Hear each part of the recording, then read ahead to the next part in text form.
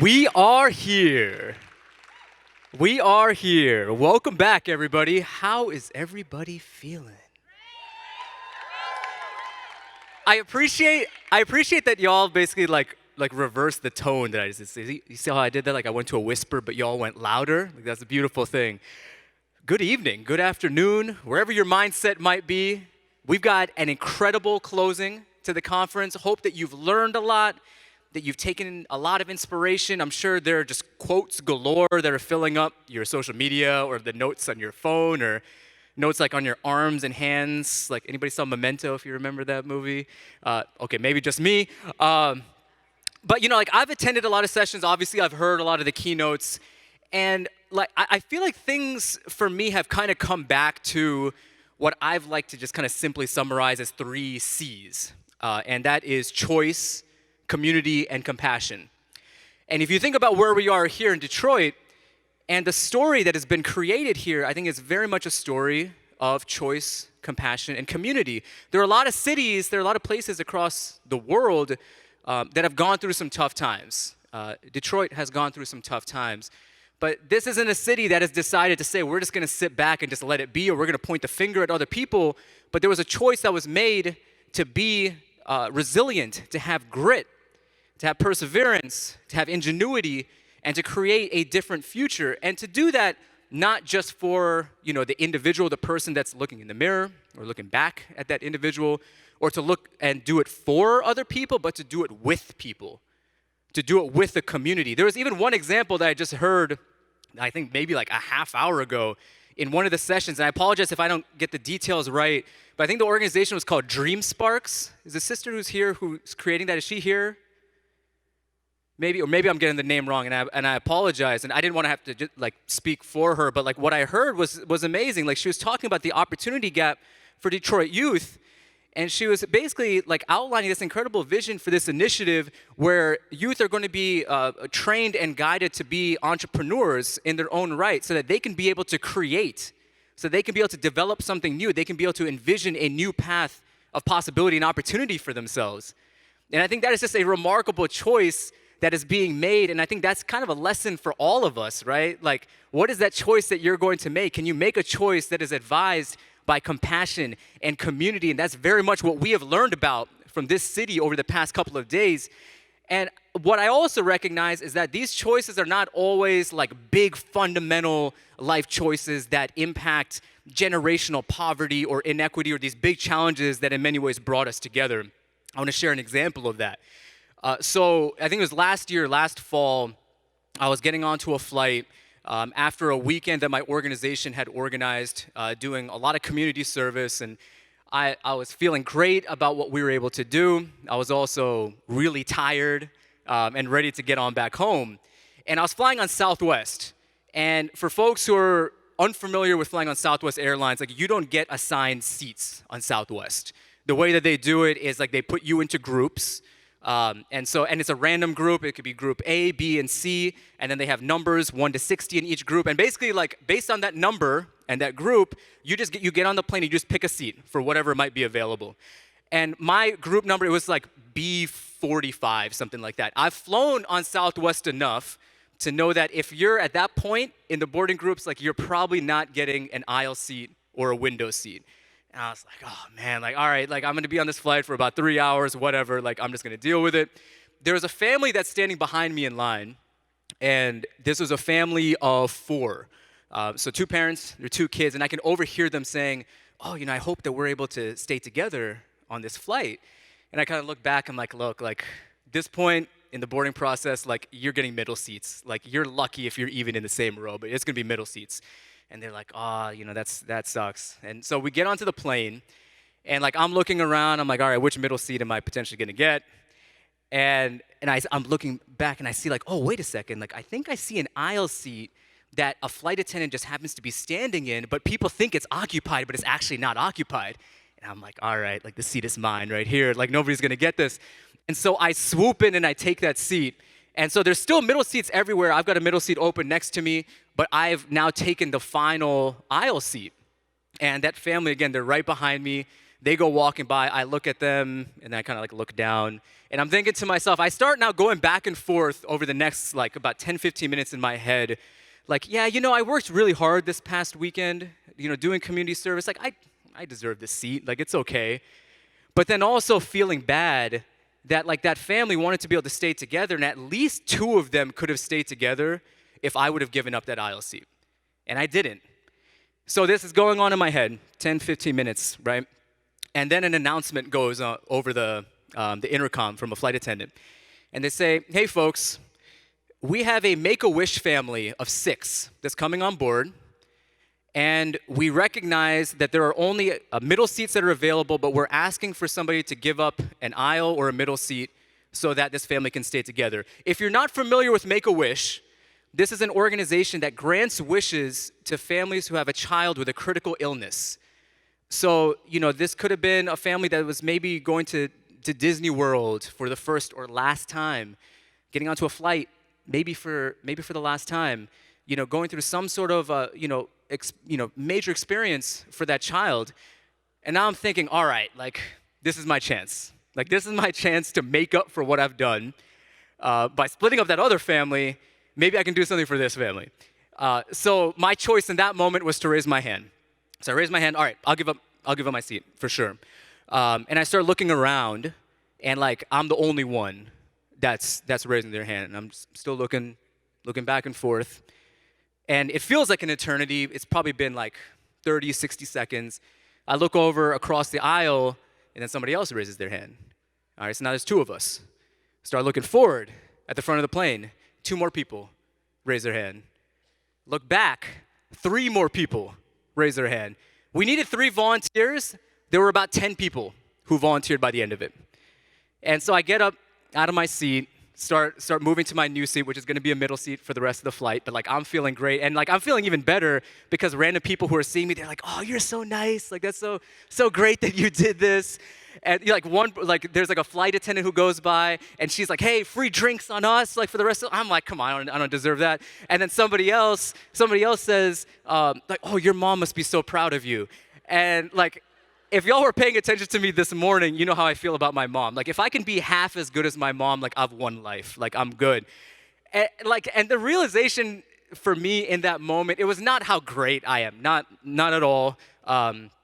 It was like when you get presented with these choices in life that are sometimes big, sometimes small, sometimes profound, sometimes difficult, choose compassion, choose community, choose love. At least at a selfish level, then you're not going to be left with any regrets, but it can turn into something that is so much bigger if you just make that simple choice. So I encourage everybody, just always try and stay aware of those choices that can be made. And we've heard about so many of those incredible choices over the span of the past couple of days. And we're going to hear even more over the next hour or so. But trust me, it's going to be time very well spent. Speaking of choices, we also want to recognize the many people here in this room who made the choice to be here, to show up. You could have been sleeping, you could have been doing, who knows what, but you're here. Right? This is something we've been talking about from the beginning. You are here. So with that, let's talk about some award winners from some of our different chapters. So let's go ahead and cue these slides. So these are some of the chapters with the highest attendance, and we're going to work our way to number 1. But let's go ahead and run that.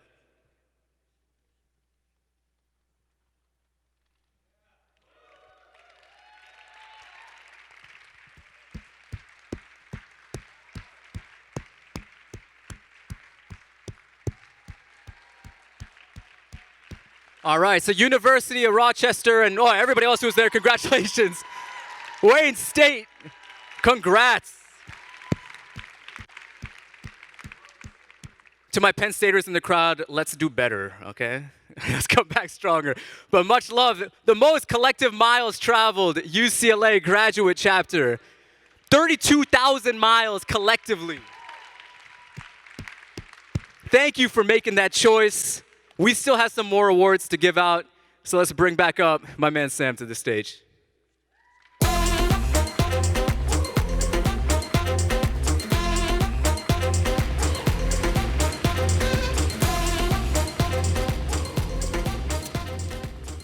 Hello.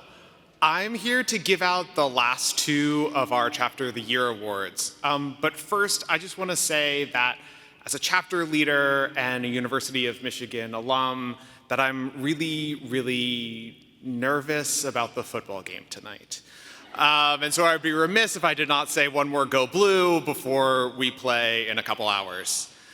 On a more honest note, it's been really amazing to connect with the over 160 chapters that are represented here at our conference this year in Detroit. As a reminder, our Chapter of the Year finalists represent amazing examples of what our chapters are working on every day in their communities to fulfill our mission of building a more just and sustainable world. They've been evaluated on criteria like their programming, their member engagement, and the impact that they're making in their community every day. So we'll continue where we left off before with the professional category. The finalists in that category are San Francisco and Bear, and the winner is...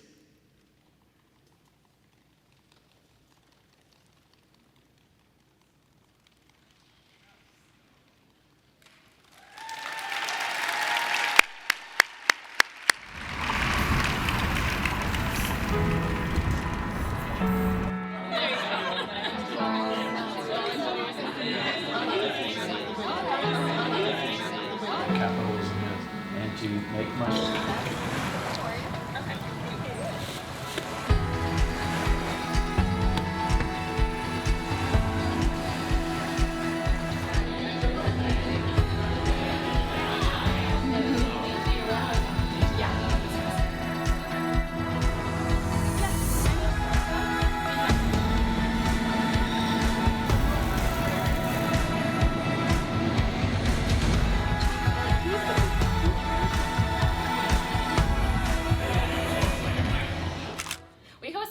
Of different types of events, from panels to workshops, tours, happy hours, and volunteering.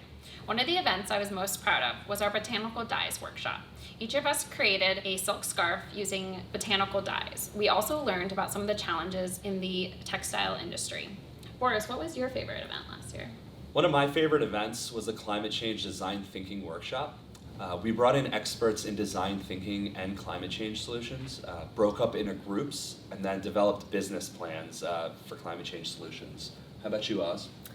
I'm most proud of the Sustainability Speed Networking event. We brought together over 50 people from across the Bay Area and enjoyed sustainably sourced food and beverages, and then we broke up into different industry interests and networked across the organization. We hope you'll join us next time you're in the Bay Area for one of our upcoming events.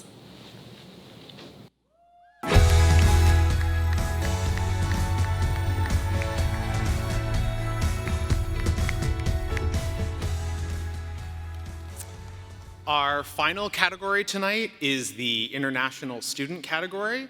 The finalists this year were ESMT Berlin and the University of Guelph. And the winner is...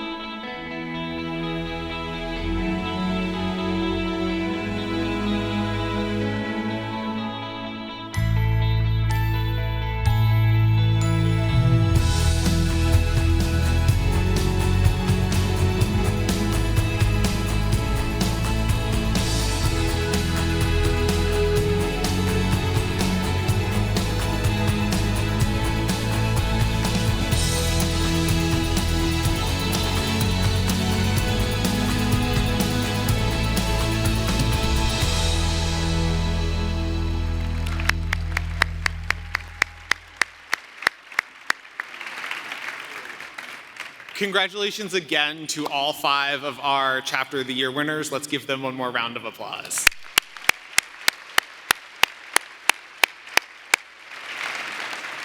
And now I will turn it over to my colleague Hillary to continue.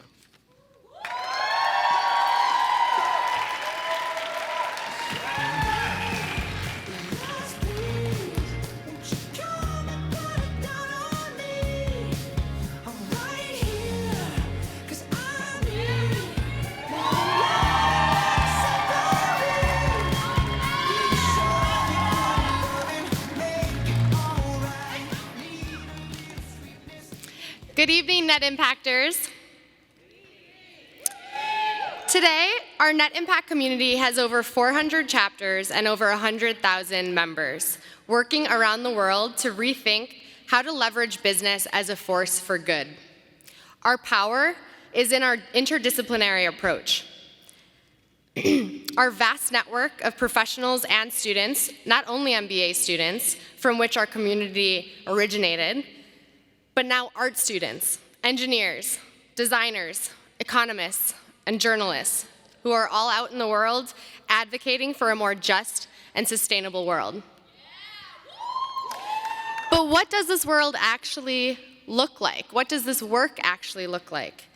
What does it look like to widen the lens in our work and in our communities, to broaden our perspectives so that we can understand our work in its larger context, to ask the important questions, like who are the people impacted by the decisions made at the top, and how can I contribute to solve this seemingly irreparable problem? As a program manager at Net Impact, I'm lucky to witness this work on a daily basis. And this evening, I'm honored to share with you the stories of a few individuals who have figured out how to turn their passions into action, who have truly widened the lens in their communities to drive real change.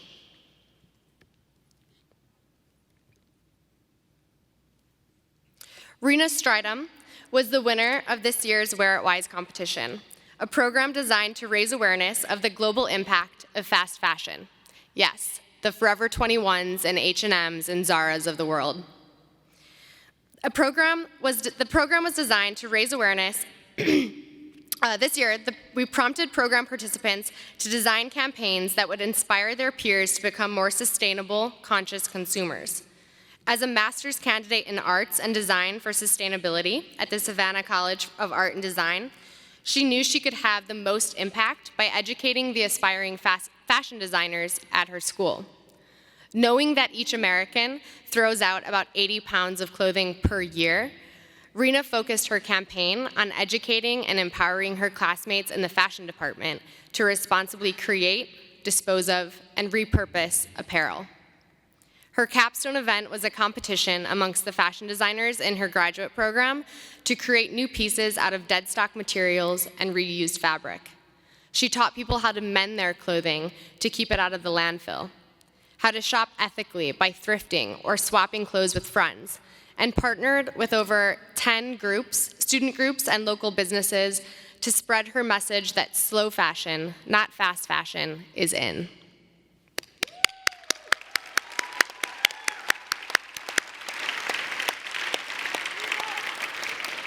But the impacts of globalization are not only felt in the communities of garment workers in the global south, but right in our backyards. It was estimated on a single night in 2018, more than 500,000 people were experiencing homelessness in the United States. In the suburbs of Los Angeles, it wasn't uncommon for Hafez Karami and his mother to be in a shelter growing up. As a young immigrant from Iran, Hafez worked extremely hard in school and earned himself a scholarship to attend California State University for a degree in economics. In his senior year at Cal State Fullerton, an advisor recommended him to join the Up to Us competition. Curious about the question of inequality in the United States, undergirded by his interest in macroeconomic theory and the latest fiscal and monetary policies, Hafez jumped at the chance and immediately started making moves on campus. He became the president of the Economics Association on campus and led the initiative to launch a new shelter in Fullerton, California, by securing funds from Wells Fargo for $30,000. Beyond this, Hafez dedicated his spare time outside of class to help the students to help the residents of the shelter receive job and educational training, resulting in 100% of the residents with jobs and housing by the end of Hafez's internship.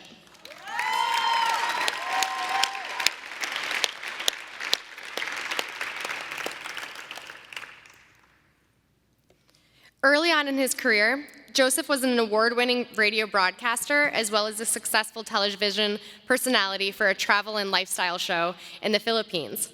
His life in media and television was going as planned, and he loved what he was doing until tragedy struck. Joseph contracted a simple infection that rendered him unable to walk and left him close to death. This infection was preventable and treatable, but he needed vaccines that were unavailable to him in the Philippines. This experience propelled him to make a career change, and today, Joseph is a first-year doctoral student at Wayne State University's College of Pharmacy.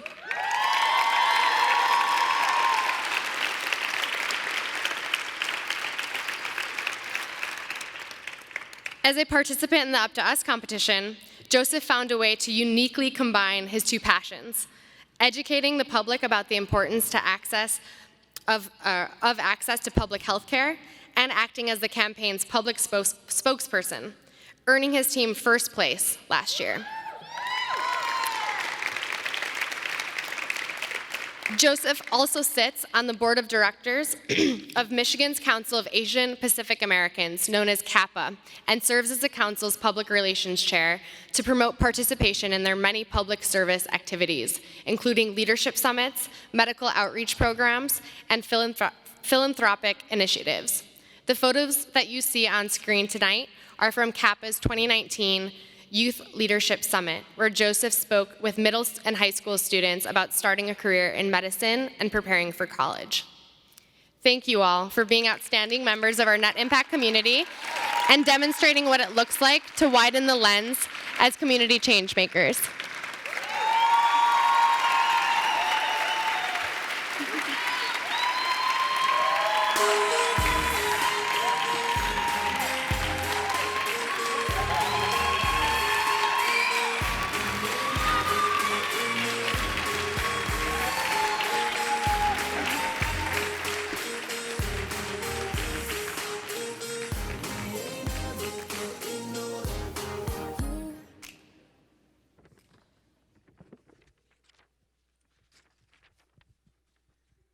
Yo, I wish I was doing stuff like that when I was in school. Right? That is remarkable. Again, another round of applause for these award winners.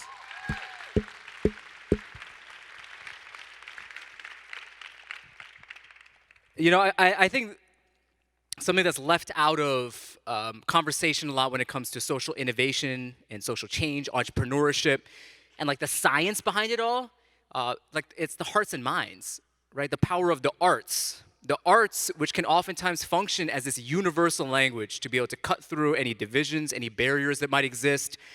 And you know, here with an international crowd, I think that's even more relevant, right? It's even more important that we bring the arts forward to be able to advance transformative social change. And the next two people who are going to be coming up have been able to do just that, Krista Saw and Milk. And they've done it in their own unique and powerful ways. So for talking about Milk, you know, she had this dream of being able to create music that can be able to positively affect people, to be able to lift positive emotions and to bring people together.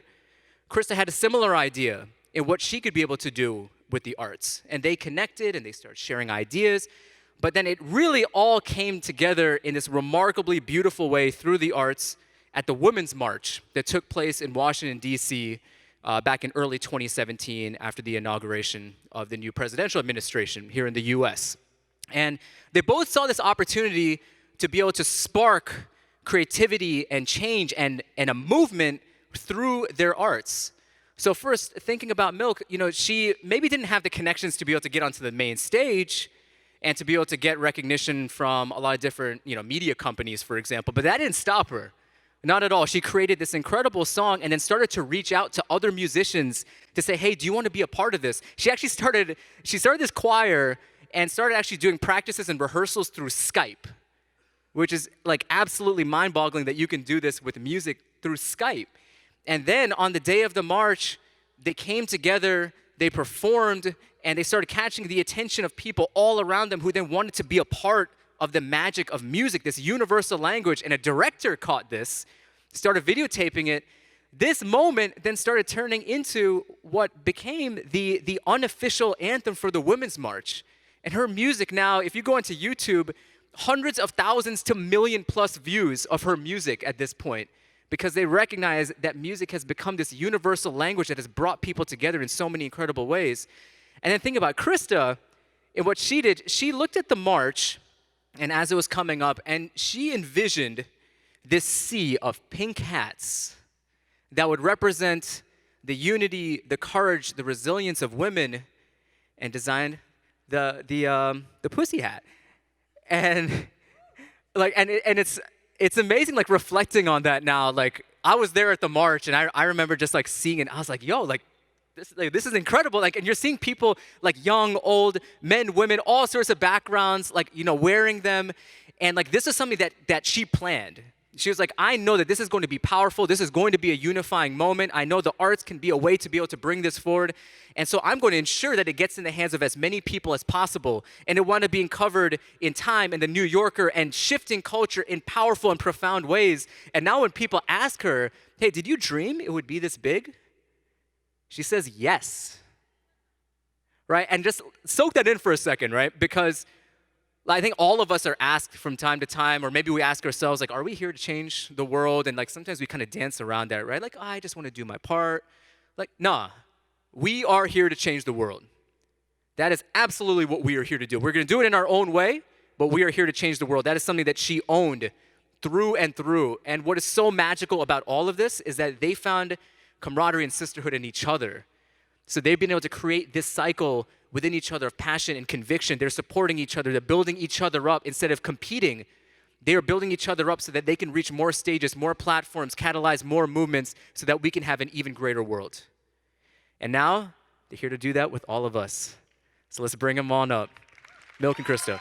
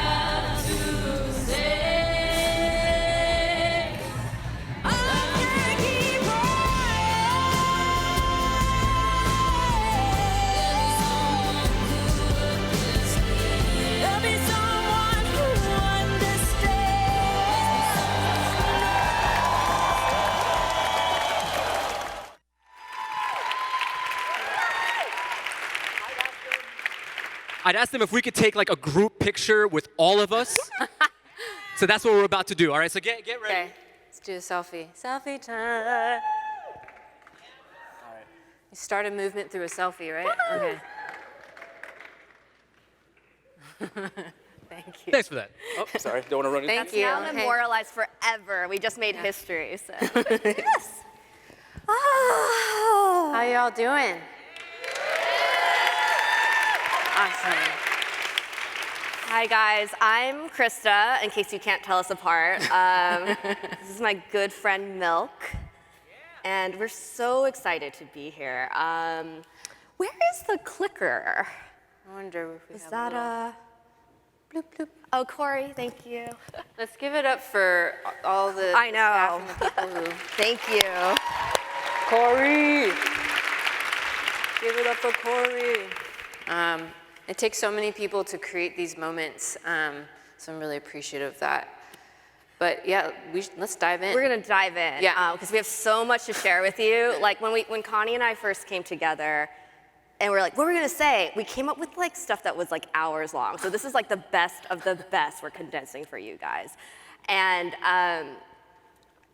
it's starting off unconventionally. We're gonna talk about the Fool. Yeah, celebrating that fool. And I realize this is a group of very serious young professionals. So I'm sure you can get down too, but yeah. But your shirts are pressed. We see that your shirts are Right, pressed. right, totally. And you know, Connie and I both came from a very a background where we were taught not to be foolish, and for years that really served me very, very well. I did this thing in which I halved myself Yeah. So I was so eager to please and so eager to succeed that I found that people didn't like my femininity. They wanted me to be more efficient, more to the point, less emotional. I was like, okay, great. Like, there's my femininity, there's my creativity, I'm gonna do what is necessary to succeed. Yeah. And I thought that's how I was gonna make my change in the world. And it actually took me really far. And at a certain point, though, I plateaued, and I just could not get to that next level where I wanted to be. And I imagine a lot of you might feel the same way. You have amazing ideas, and you're trying so hard, but somehow it's not catching. And for me, the secret, so to speak, was I actually had to go back and uncover those halves of me I kept sloughing off and reclaim them. Right. And it wasn't until I reclaimed my creativity and my femininity that I was able to create something like the Pussy Hat. And I had to reclaim my weirdness to get there. Too. Yeah. To come up with something as like weird and crazy as the Pussy Hat. And I think that authenticity really helped bring people together. Right. It's like so playful too. When you told me about the idea, I really love that. And we talk about that too, how there's like the blank check syndrome, right? And you have that in your book, yes? I do. Yes. Talk about that in your book. Did you see the book plug? See, I'm plugging her book, Sisterhood. The friendship, yeah. But we talk about how like we got really good at reading a room and being like, what do we need to become to serve these people and to please these people? And eventually we just started feeling like I actually got to a point where I was like, I don't actually know who I am. I remember graduating college, I went to an interview and the guy who's interviewing me to like tutor kids, he was like, oh, you don't know who you are. and you know, I could have gotten offended, but at that point I felt like he was right. He was right. And for me, I spent a lot of time kind of blaming and shaming myself. I felt like I lived most of my life from age 14 to 25 just like carrying around this bag of boulders of self-blame and shame and self-criticism. And I still work on that too. I still work on like being kinder to myself. But I went through a sexual assault when I was 14. And how I fell into that situation was I was exploring relationships as a 14-year-old girl, and you know, it's like the fool, right? Going and like, you know, dating guys and trying to find my way, and I fell into an abusive relationship. And so the story that I learned was that I brought shame into my home, and I got slut-shamed. Spent a lot of years thinking I'm bad, I'm broken, and I attract trouble. And so me revisiting my inner fool and like celebrating the fool, like I got into those situations not because I'm a bad person, but because I was curious, and I need to forgive myself and also forgive the people around me and also nurture the child within me that didn't get to have that innocence when she was 14. And reclaiming that, going to therapy and all of that, like rewired my brain. And I'd like to share actually a song that was birthed out of this process, if it's all right with you.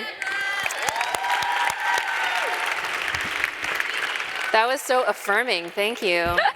Let's go on tour together. You'll hype me up, yeah. So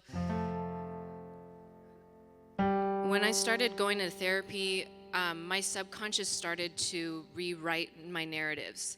And actually in my dreams, I was starting to dream up this younger version of me saying the things that I had never said before in my real life. So the dream that the night before I wrote this song goes like this. I said 3 things I had never said before in my entire life. One was, this isn't right, I need help. Those were the first 2 things I said, and I was pleading a person in my life who was watching what was happening in my life. And the observer said, if you say anything, you're gonna make it worse, so just keep quiet for now and it'll be over soon. And in my dream, younger me said the 3rd thing, which was, well, I can't keep quiet. And I woke up in the middle of the night and I was like, that was so visceral. And I shared that with my co-writer, Adrian Gonzalez, and outpoured this song. And yeah, I was like spending time with my inner fool, celebrating that birthed this tune. Put on your face, know your place, shut up and smile, don't spread your legs. I could do that, but no one knows me, no one ever will. If I don't say something, if I just lie still, would I be that monster, scare them all away? If I let them hear what I have to say, I can't keep quiet, no. I can't keep quiet, no. A one-woman riot, I can't keep quiet for anyone, no, not anymore, 'cause no one knows me, no one ever will. If I don't say something, take that dry blue pill, they may see that monster, they may run away, but I have to do this. I can't keep quiet, no. I can't keep quiet, no. A one-woman riot, I can't keep quiet.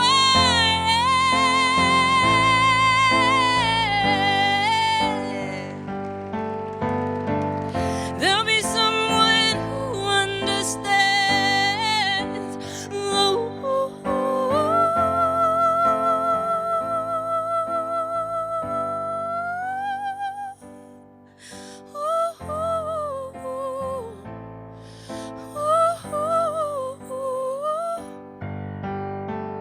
Let it out, let it out, let it out now.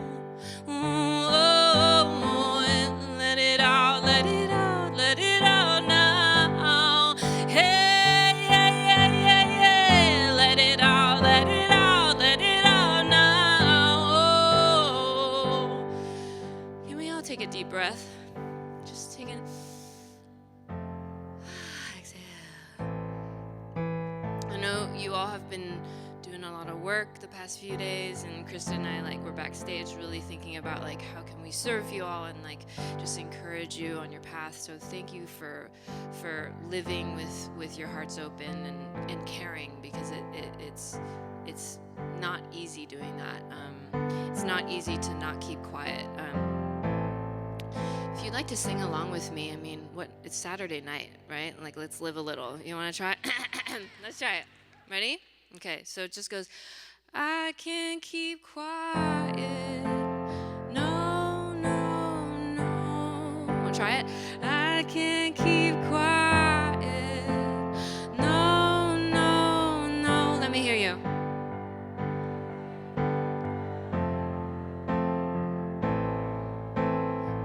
Woo, one more time.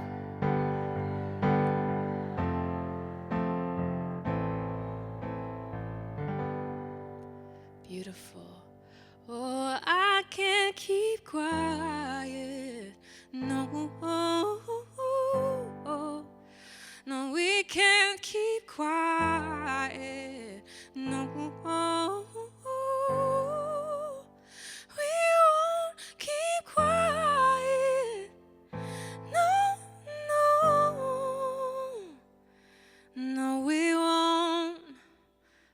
right, Detroit?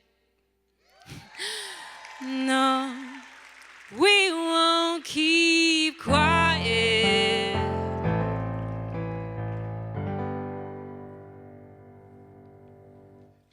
Thank you. Oh, thank you.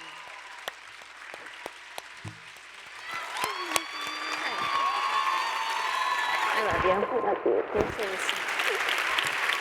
Thank you. And then I just go back and play 70 more songs. Krista's like, Connie. I would be down for sure. Thank you.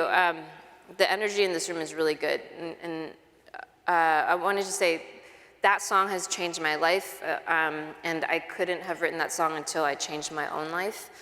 And I think that relationship with myself was very important, me going back and kind of healing internally those things.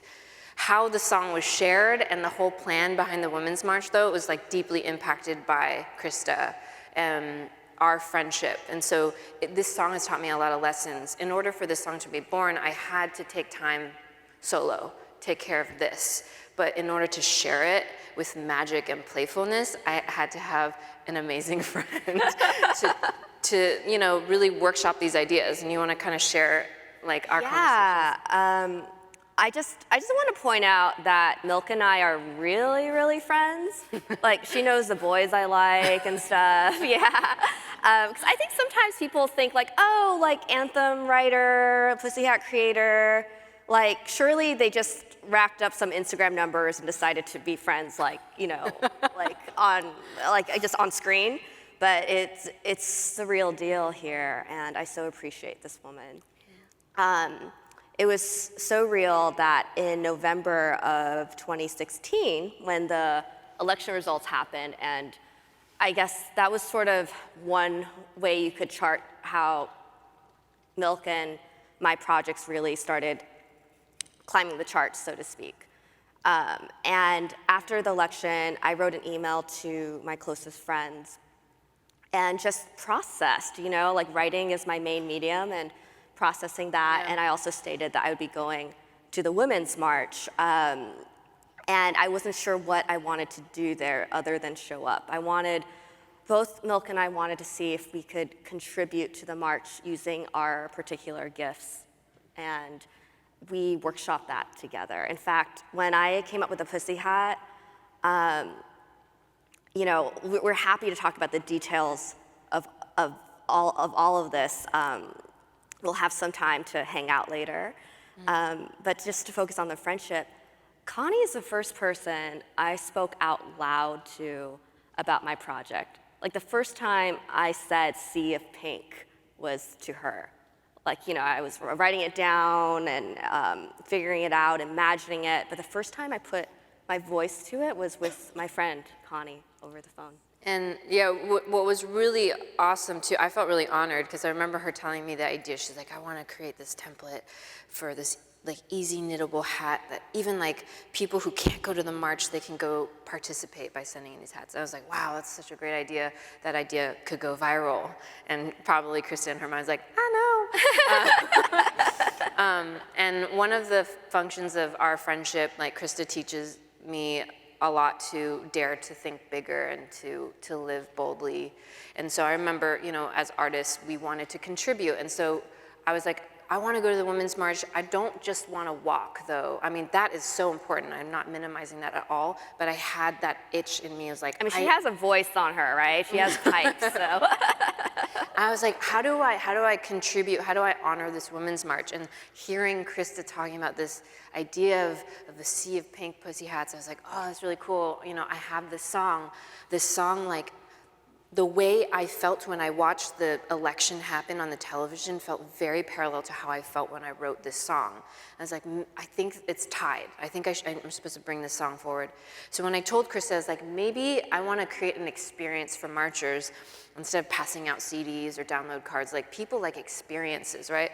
So I was like, Krista, what if I bring in like 9 women with me and we can harmonize and, we can walk up to people and like ask them if they want to hear a song. And then Krista was like, ask them. She's like, just flash mob. She's like, don't ask for permission. Just like sing the song. She's like, 9 singers. Like, let's do 25. Let's do a choir. And those moments, you know, like are very useful for like that's what happens with like a friendship. Like I could have like, you know, done this all myself. And so I can be like, this was my idea. But like the idea was so much more magical and playful because of this existing relationship. Yeah.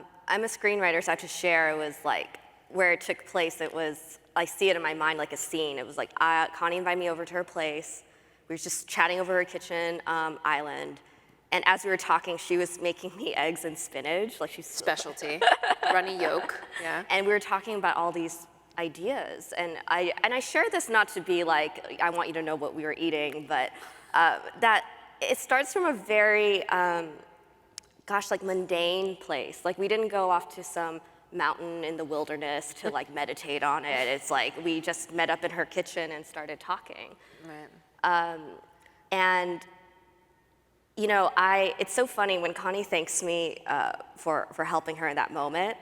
I joke, I'm like, you're welcome. Like, you know, you couldn't have done it without me. But it's like, she totally could have. But the value of having a friend is that sometimes when you're seeing yourself smaller, you know, to take up less space, your friend is there holding the vision of who you are. You know, like when you forget that you're like limitless, your friend could be like, oh yeah, like I see it still, and right. you get that reminder.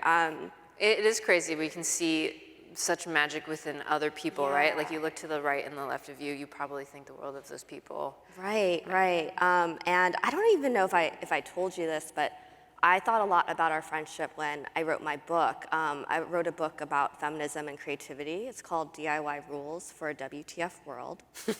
And,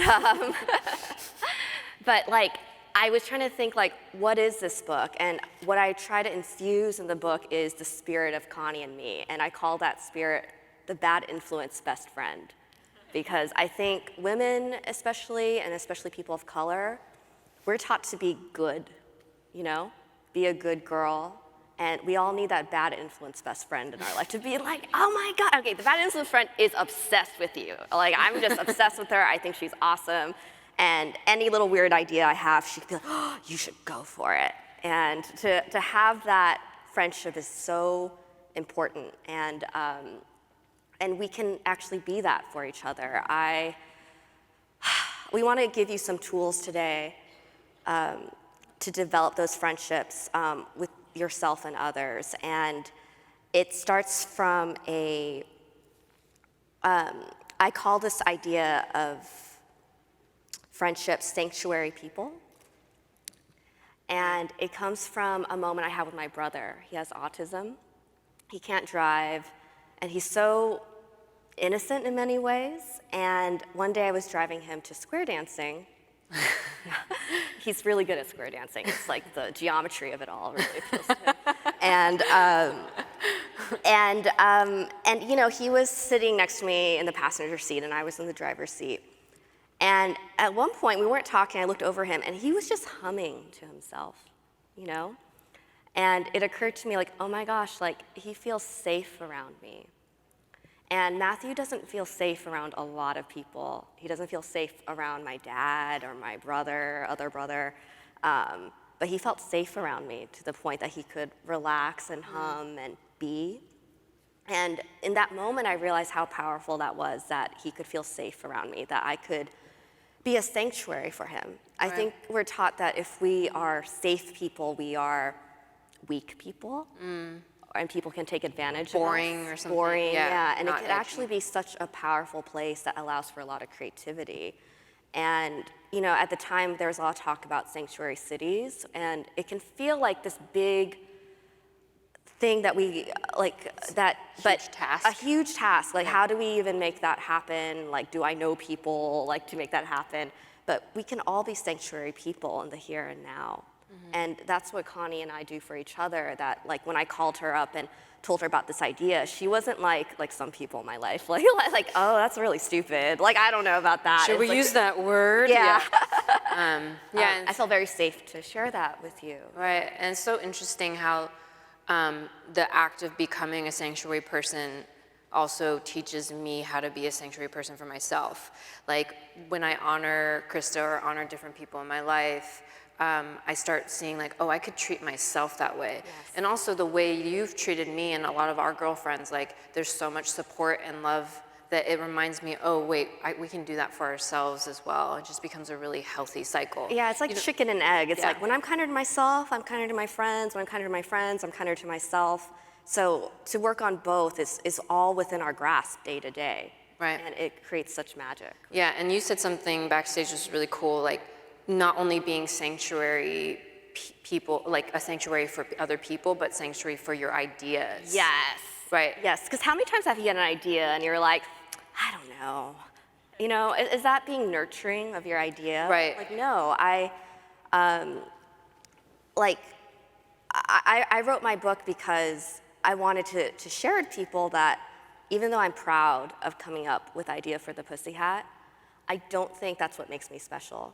Like, I think people have great ideas all the time. I think people in this room right now, someone, at least one person's having a great idea right now, right? Is it you? I don't know. But they're happening all the time. But the thing is, if anything makes me special, it's the fact that I spent like 10 years learning how to nurture those ideas instead of squelching them from the get-go. Yeah, and embracing that inner fool and, you know, the inner child, the inner muse helps us like create more of a sanctuary for our ideas to honor them. And the friendships that, you know, we can all build, you know, there's like on the slide for the PowerPoint, like if it comes back up, it was just like this big word friendship. And I know like 4 years ago, I would have looked at that and been like, I'm kind of a loner. I'm kind of like on guard with people. I'm the black sheep. I'm the outsider. Like I don't really have like great friendships. And we kind of met each other at a time where we're both like, okay, I'm just gonna state this desire, like maybe vulnerable and be like, I kind of want like better friendships and better relationships. I want to go deeper with people. And so there's something that like when Krista and me, and there's like a couple of other women that we gather with pretty regularly, and there's this thing called the Holy Trinity that Regina Thomashauer created. And it's a really cool activity, and we would do it with each other, like for like the 2 years leading up to the Women's March. We fostered and nurtured each other's desires and our identities. Say we were working on our Women's March debut for like at least 2 or 3 years by just doing the Holy Trinity like ahead of time. Yeah, and even the song I just played for you all, I could argue that like that song was like I was working on that my whole life, and like learning how to speak up and get out of that shell, you know. But this Holy Trinity exercise is really fun. So we did it together in a group, and it starts off with I brag that, blah, blah, blah. And there's a very specific reason why the brag is up first. This was designed for women originally, probably a couple decades ago, where women were not like culturally encouraged to be proud of who they were. It was a lot of like shrinking and a lot of trying to serve, trying to be selfless. Or a lot of like humble brags, right. Yeah, versus just straight out brag. Yeah, so this is like, I brag that, blah, blah, blah, and I just go for it. And Krista gives me space to just accept, she accepts that brag. I would say like the Holy Trinity helped us create that sanctuary, because I feel like if you can imagine, there's probably people in your life you feel scared about bragging to because you're afraid that they'll judge you. But I just, over time, I mean, at first it was really scary, but now like, even out of the context of the Holy Trinity, I'm just calling her and bragging, like, I just did this, like, I'm so great. Yeah, and to learn to intake that, the brag of yours, and not to, one, take it as, oh, I'm not doing that, oh, like using it as a judgment about myself, that's so ego driven, more like, holy moly, that's amazing. We're so powerful holding together. space, yeah.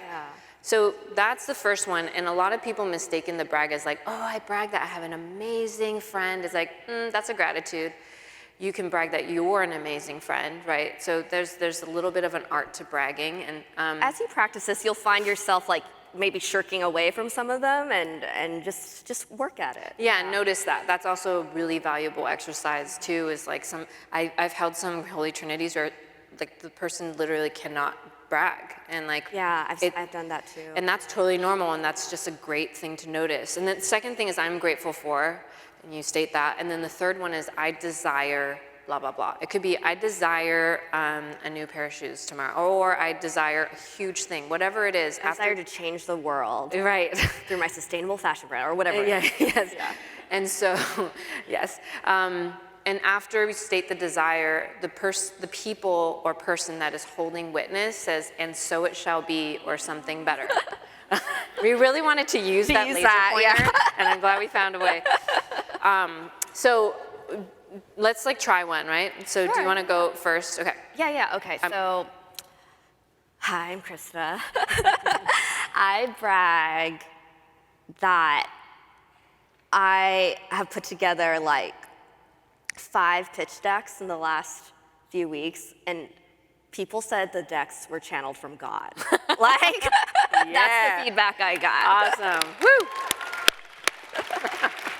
It's pretty good. Yeah, that felt really good, and I'm reliving that feeling right now. Like, oh yeah. Stay in it. I am grateful for the ease I feel in my life right now, that I get to work with people like my friend Connie.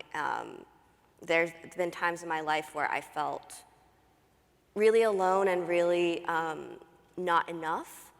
And somehow, like, I'm at a place now where I just feel like really taken care of and really seen, and that especially includes you, Connie, so thank you. Thank you. Oh, thanks, you know, you can plug. And let's see, can you key them up about what happens after I say, like, just remind them about that? So after I say I desire, not just Connie, but we're gonna have everyone in the room. Yes, yeah, let's try it. So it's, and so it shall be, or something better. Let's try it together. And so it shall be, or something better. Okay. Ooh, that's so okay. You haven't even stated your desire yet. I know, I already feel so good. Okay, I desire to live and thrive at a new home at the beach. I want to hear the ocean and be so inspired and so happy. And so it shall be, or something better. Yeah. We would love to share this with y'all, so we're gonna take like 10 minutes to pair you up, just like the person next to you, and try this exercise and just lean into it and just enjoy that for a second. I brag, I'm grateful for, I desire. Have fun. Can we walk around? Yeah.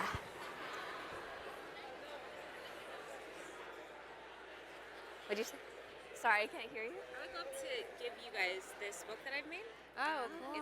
It's an agenda to help women sync their business with their period. I was hoping you would say that.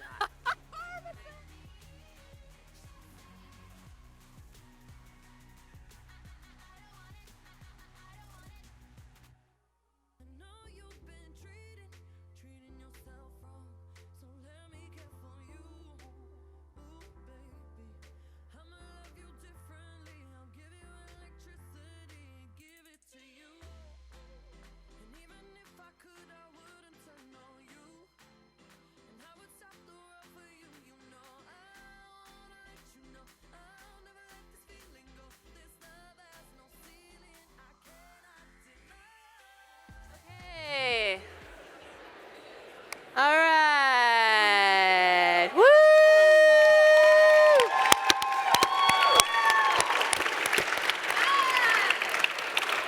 Give yourselves a round of applause.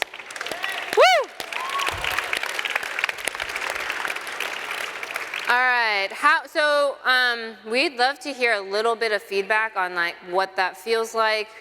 Any like Anyone have an reflections? epiphany they want to share, or just a small like moment? Yes, right here. Oh, do we have a mic? We have a microphone. Thank Woohoo!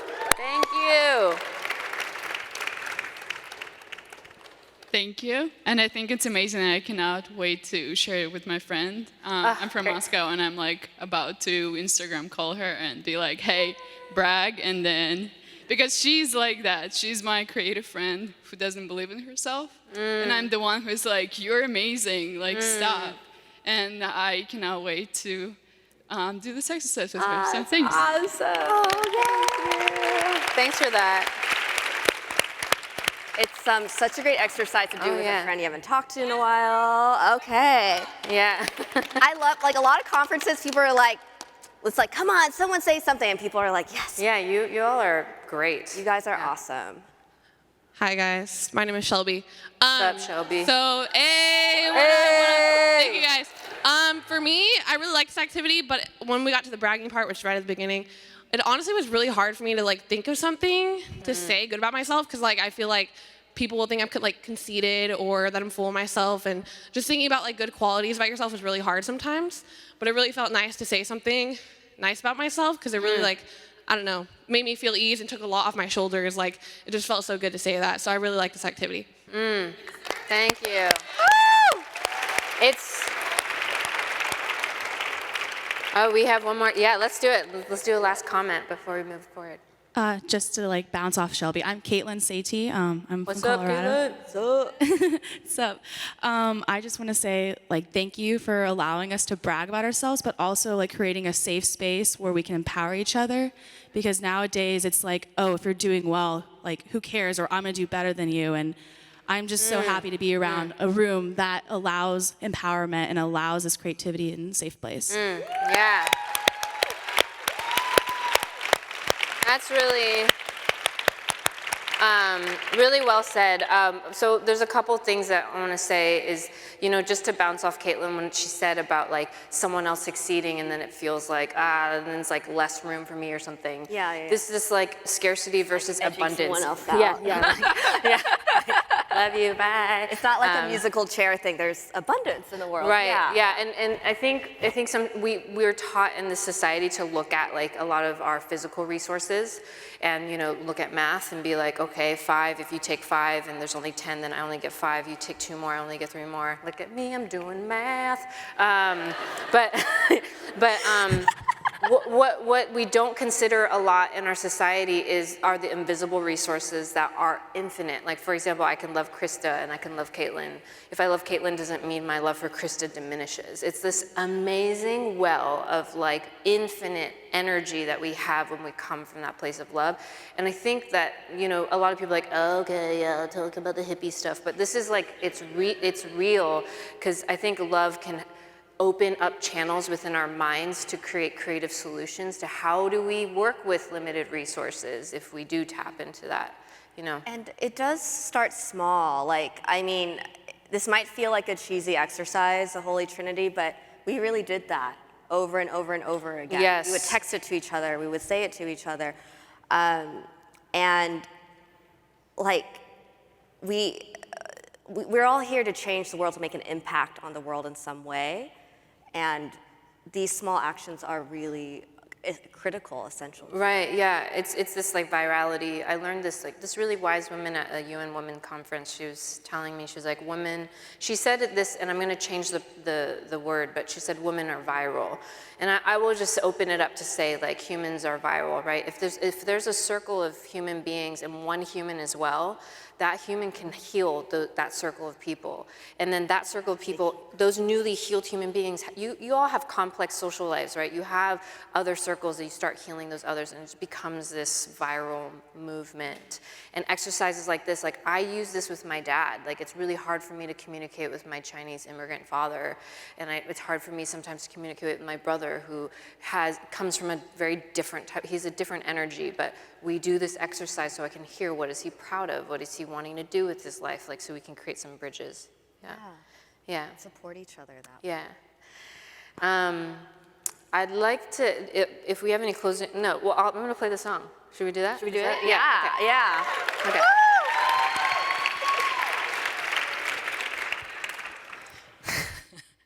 like in the peripheral, yas, girl. What would we do without the word yas? Like YAS has changed everything for me. I feel like it's opened this channel of expression within me. I'm so grateful for the yas community.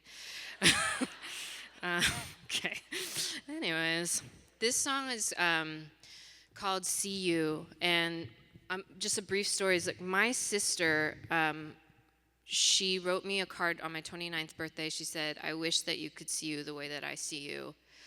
And I never thought of it that way. And I was like, one, I didn't realize that she thought of me in any way, but it kind of snapped for me. And like this realization that I'm not seeing myself in a way that's helping anyone. So I taped that birthday card next to my bed, and I woke up to that every day. Eventually, I decided to write a song with it. Hope you enjoy it. This is a new one. I'm releasing an EP with Atlantic Records in January. Woo. They don't like when I do this, but this song is not on it. This is like for the next EP after that, but it just fits. So We're breaking rules here, I'm you guys. breaking the rules. Thank you. See? You're so hard on yourself. You try to hide it, but I can tell. Bending backwards, people pleasing, haunted by your non-achievements, hard on yourself. Baby, I don't understand it, why you're taking you for granted. Can't stand it. I wish that you could see you the way that I see you, my love, my love. I wish that you could feel you the way that I feel you, my love, my love. I see goodness and kindness, a kiss with a bite, boldness and courage, everything I like. I wish that you could see you the way that everybody sees you.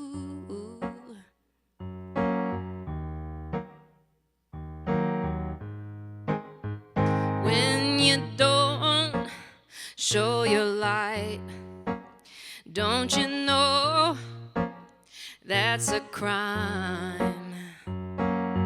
Bending backwards, people pleasing, haunted by your non-achievements, hard on yourself. Baby, I don't understand it, why you're taking you for granted. Can't stand it. I wish that you could see you the way that I see you, my love, my love.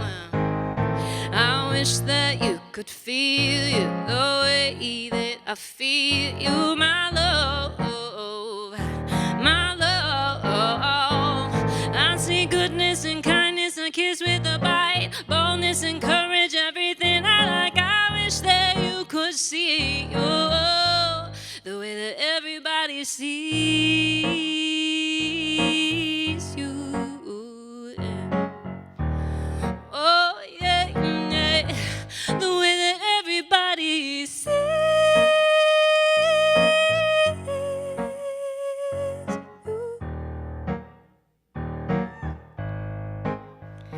So we are so grateful for your attention and your time. We know that you could be many, many places. There's so many options in this world, virtually and in person, so thank you. Thanks for being here. Yeah. A huge, huge thank you to you all. And first of all, housekeeping stuff. You can see more of Connie and me, of Milk and Me, right after this. We'll be at your Mix and Mingle. And we'll be there. Yeah, there's some great Milk t-shirts and Milk hats. There are some great books by yours truly. And we just want to like sign stuff, take pictures, connect. So we definitely want that. We've carved out that moment to be with you guys because we just don't want this to end. And I think we probably want to end on the words of Connie's songs, and that, you know, Milk and I, we wish that you could see you the way that we see you. You're so full of potential. You're so full of great ideas that you're going to nurture from now on. Right. And that you can start being these like viral sanctuary people and spread this feeling of hope for yourself and those around you. So we are so honored, and I know from the bottom of my heart that change has happened here today. So thank you. We wish that you could see you the way that we see you, my love.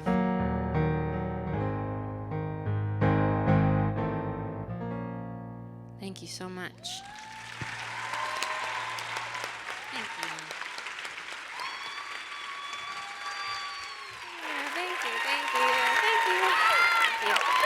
Thank you. Great work. Love you. Love you. Thank you. Can I get your notebook? Thank you.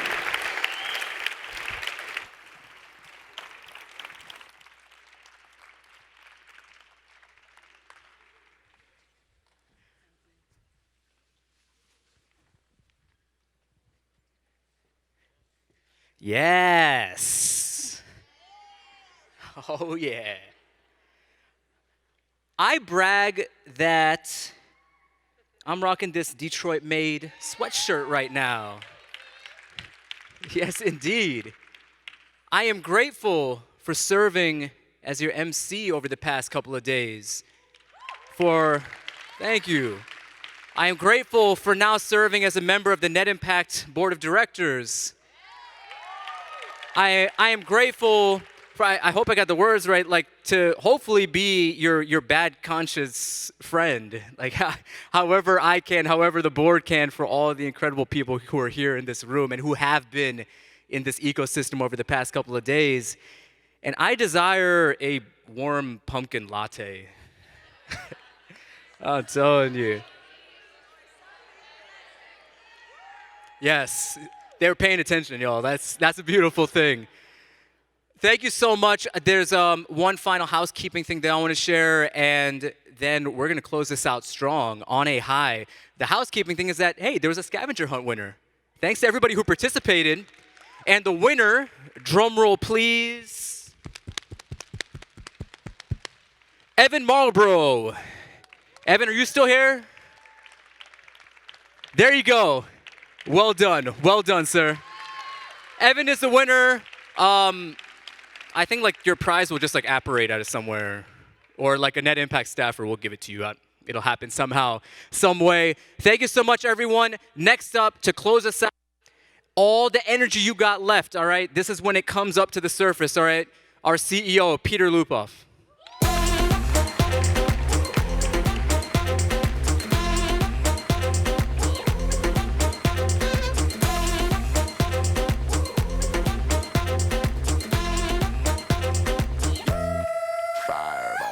So I get the chance to say yes. Yes. Well, I can't tell you how awesome this event was, my first. And did everyone have a great time? Yeah? I surely did. Were you moved? Yes. Yes. Well, I wanted to say a couple of things. First, I want to say about staff that put the conference on. We see you, staff.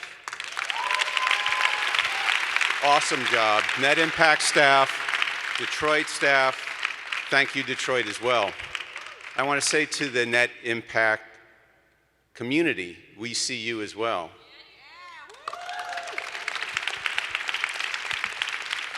And I also wanted to say that if not us, who? And if not now, when? Sometimes I'll say that in a classroom and I'll repeat it over and over again. If not us, who? If not now, when? If not us, who? If not now, when? And I am so energized by the depth of the conversation I've had with many of you here.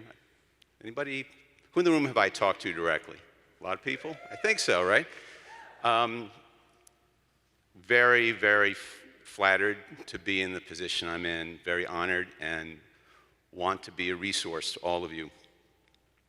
I also want to talk a little bit about next year. So in the year 2020, in October, we will be in Baltimore. The topic will be reimagining capitalism.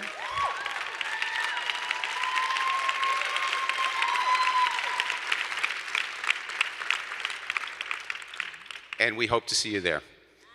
Enjoy the rest of your evening. Thanks for coming. Keep fighting the good fight.